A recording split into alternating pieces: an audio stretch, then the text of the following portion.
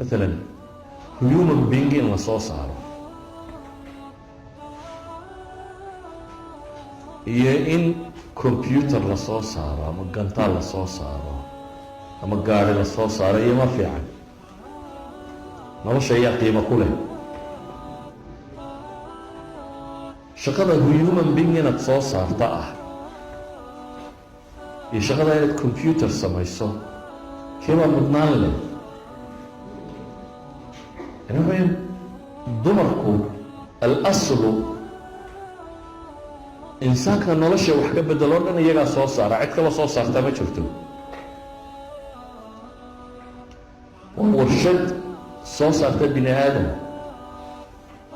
warshadaha kaloo dhan markaa way ka qiimo badantay laakiin cagsi baa laynoogu sawiray waxaa leeyahay gurigaad fadhiyaysaa sariirta iyo kijadaad u dhaxaynaysaa waxaa la rabaa inaad nolosha wax u yeelataan nolosha wax soo saartaan dumarku dayaaradaha la kiciyaa injineeraha la noqdaa oo injineerada iyo ilmata dhashay tee qiimo badan teebaa qiimo badan nolosha riyalkaa markaynu maanta yurub way qaylinaysaa aqoonyahankoodii cid badan oo ka mida maalan buchanan waxaad arkaysaa wuxuu qoray the death of the west waa nin mufakiriinta maraykan ugu waaweyn ka mida wariye ahaan jiray la taliye madaxweyne ahaan jiray saddex jeer baan filayaa isu soo sharaxay inuu madaxweyne maraykanka ka noqdo ayaa wuxuu qoray bug la yidhahdo the death of the west geerida ninka cad geerida ninka cad uu sheegaya waa maxay waa hooyada la shaqo geliyey buu leeyahay frankfurt school qolo la odhan jiray oo falsafadaas faafisay buu ka warramaya marka wuxuu leeyahay waxayna badeen in maanta ninka cad dunida ku nool oo dhami laba qof oo kasta nin iyo gabadh kastoo isqabaa labadii bedeli lahaa aanay soo saarin kuwii ku darsamayna dhaqa ka qaatana imka talyaaniga 1.3 buu marayaa yani inay dadku bulsho inay horumartoo jirto 2.1 ayaa asala 2.1 waa maxay waxa weeyaan labada isqabaa ugu yaraan 2.1 inay dhali karaan si kale haddaanu tilmaamo boqolka qoys waa imisa waa 100 nin iyo 100 gabdhood soo maaha inay dhali karaan 210 caruura iyagoo 200 haddii la rabo in la joogteeyo bulshadaasi tiradeedu inaanu yaraanin waa inay dhalaan baa la leeyahay maxay 210 inay dhalaan 1.3 bay marayaan 1.3 macnaheedu waa maxay waa 3 jiil ayaa talyaanigu baaba'aya qof talyaaniya la waayaya wax ku dhadhow yacni 200 talyaaniya maanta joogaa waxay dhalayaan 130 qof 130kaasi haddana 1.3 bay dhalayaan inta ka soo hadha 1.3 bay dhalaysa haddana hoos uga sii socdo that means way dabar go-ayaan bugga ninkaas qoray canaawintiisa waxaa ka mid ah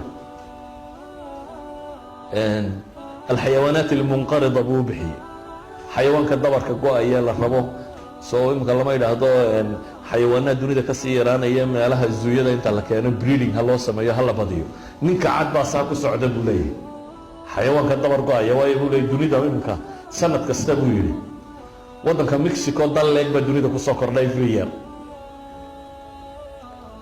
waxdhay caddaanku waxba kama aha iyagu way sii yaraadaan dadkuna wuu soo badanaya iyaguna way sii yaraanayaan marka waxay noqonayaan buu yidhi beri dhow specieska munqaridka noqonaya dabar go-aya bay noqonayaan muxuu leeyahay cilladu waa maxay cilladu waxa weeyaan buu yidhi inanta cad baa waxaa lagu qanciyey inay ninka la beranto marka wuxuu leeyahay 30 sane hore kaariyarkeeday dhisaysaa waxay dhisaysaa aqoonteedii iyo waxbarashadeedii iyo 10 sane ku xiga waxay dhisaysaa boos sare say u qabsan lahayd waa dee meel hoose ka soo bilaabaysaa dabeetana say jaranjarada u soo kori lahayd qimada waxay gaadhaysaa buu leeyahay markay waxba dhali weydo dan waxay soo halganka ku jirtaa buu leeyahay ilaa iyo intay wax dhali karaysay markay timaadana booska sare markay timaadana waxay soo gaadhaa buu leeyahay fitradaani waxba dhalaynin waxaanu u baahanay buu leeyahay haddaynu rabno inaynu noolaanno inan kastoo cad in lagu qanciyo ayaydeed intay dhali jirtay inay dhasho bay leedahay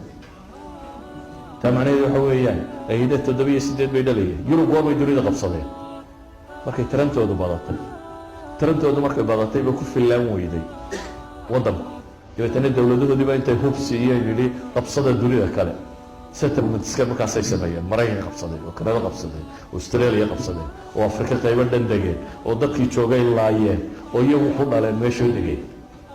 waa tiradii. iminkana maxaa jira? haddana waxaa jira bay yidhahdeen cagsiga, waan sii yaraanaynaa. saa daraaddeed bay leeyihin dadka benshanka gelaya iyo dadka shaqada gelaya, dadka benshanka gelayaa badan. saa daraaddeed benshan la heli maayo bay leeyihin haddana cashuur laga qaado dadka la helaynin. oo markaa maxaa xal ah? dhali weyni dan maxaa xal u ah? qaxoonti ha la qaato. boloticska raggii joogay waxay leeyihin waddankani ma jirayo. habartii Germany haystay maxay tidhi? Germany sanad kasta waxay u baahan tahay bay tidhi 500,000 people inay qaato minimum. 500,000 people dabadda. kuwii culture-ka ilaalinayna waxay yidhaahdeen dhaqanka iyo diinta naga bedelmaysaa. marka waxa la isku hayaa ma dalkaynu ilaalinaa inuu jiro oo dad baynu qaadanaa, dad kaloo dhalayaana ma jiro afrikaanka iyo muslimka mooyaane. ma dalkaynu ilaalinaayo dhaqaalihiisa iyo siduu u jiri lahaayoo dad kalaynu qaadanaa, mise dhaqanka iyo diinta iyo ninka cad baynu ilaalinaa waa isla dunnaa. waxay leeyihiin siyaasiyiintu waa inaynu kala doorannaa caqli gaboobay iyo guryo gaboobay iyo dowlado gaboobay iyo dad sii madhanaya inaynu ahaano, iyo inaynu refreshment samayno. iminka soomaalidu loo qaatay yurub iyo meelaha kale ma wax kale loo haystaa baad moodaysaa? waa warshadda dhasha. iyagu carruurtay biiriyaan, waddankay dhalkayaan. nin waliba wuu yimi 10 buu dhalay, 8 buu dhalay. gaaladina waxba dhali mayso, shaqadii bay gelayaan. shaqada sare weli lama siinayo, shaqada hoose ay buuxinayaan. idan waa warshaddii la rabay bini aadamka inay biiriso. marka waxaan uga jeedaa caqliyada yurubku hadday intaynan odhanin way fiicnaadeen iyo dumarkiibaa wax noqday siyaasadda ka qabaya kan intaynan odhanin aan isweydiino maxaa natiijadii ka dhalatay ay noqoto. natiijadii gabadhu inay ninka la loolantay inay madaxweyne noqoto, yes, madaxweyneyaal bay noqdeen, duuliyayaal bay noqdeen, khubaray noqdeen, meel kastay galeen. laakiin maxaa ka dhashay? waxaa ka dhashay rag iska celintii 2 nin inay noqdaan. suurtagal maaha labadan shaqo inaad isku qaban kartaa. human being wax ah inaad soo saarto. human being kan la geeyo kindergartenku dad noqon waysna waxaa soo baxa dadaan naxariis lahayn. hooyadaan naxariista laga yahay hooyadaan adag joogto ee naaskeeda nuugayso ee dhabteeda ku kaajayso ee aad la nooshahay. hooyadu soo ma ogid ma tiriso gafka ilmaheeda.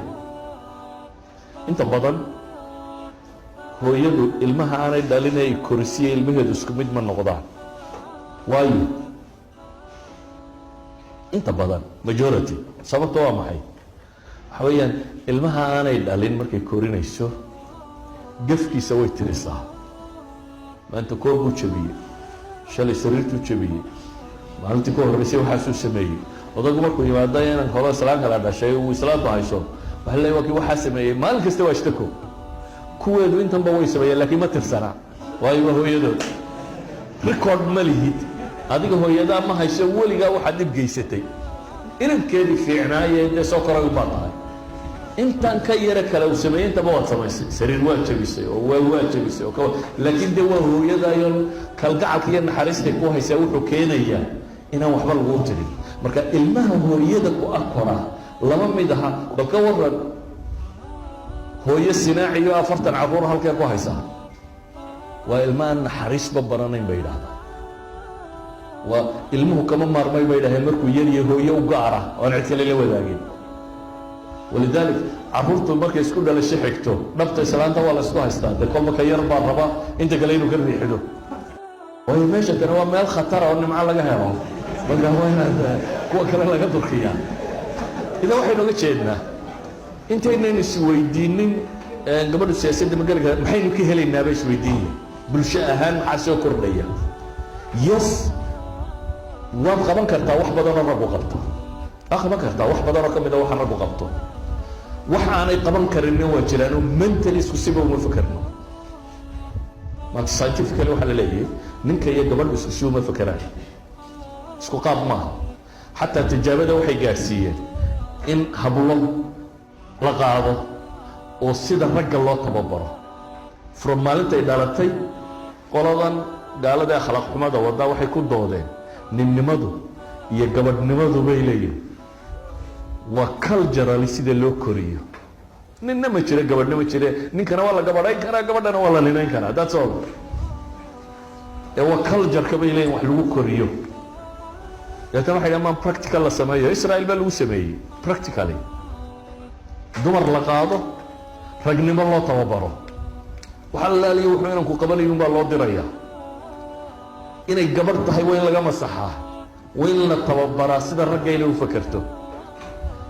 stage markay soo gaadhaan bay leeyihin mentally ninnimada iyo gabadhnimada isku mid maaha. waxaa akhridaan almukh the mind buugga la yidhaahdaa ama the brain ou qoray nin tabiibaa qoray.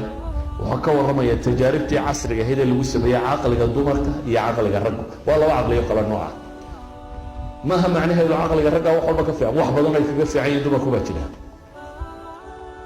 maalan dumarku waa multi processing bay yidhahdaan caqligooda. ninka caqligiisuna waa waxbuu tarkiisiyaa. waa labada shaqo ilaahay ugu talagalay. gabadhu waa multi processing caqligeedu, shaqooyin badan bay isku mar qaban kartaa. islaamtu iyadoo dheriga walaaqa soo karinaysaa ay ka naxfaayada ka bedelaysaa, kaana leedahay hala seexiyo, mar quray waxaa wada qaban kartaa. adiga haddii kujada lagu geliyo adiga bariska walaaqayo mid yare dacalku qabto naga qabta baad leedahay shaqaadu ay nagu nuuleeyeen. waxay leeyihin waxbuu tarkiisiyaa caqligiisu, hal wax buu qaban karaa. laakiin caqliga hooyadu bay yidhaahdaan waxa weeyaan waa multi processing. isha dumarku bay yidhaahdaan iyo isha raggu si wax uma darin.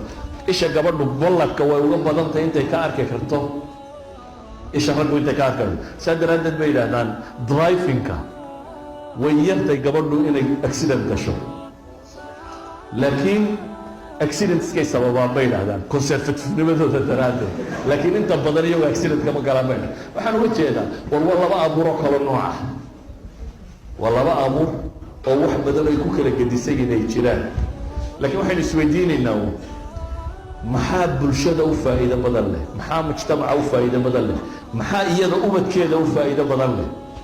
hooyo shaqo tagtay ama bolosi ha ka shaqaysa ama warshada ka shaqaysa ama meeshay doontaa ka shaqaysay, soo daashay iyo oday soo daalo guriga yimi, waxba carruur uma qabtaan.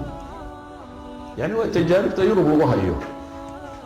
salaada ka laha iyo oday salaada ka laha iyo ciyaal salaada ka laha, guri 8 la faaruqiyo dhammaantii 4 ama 5 galabnimona loo soo wada hoydo oo qof waliba isagoo daalan meel ku dhaco, waxaa ka soo baxay carruur la-aan.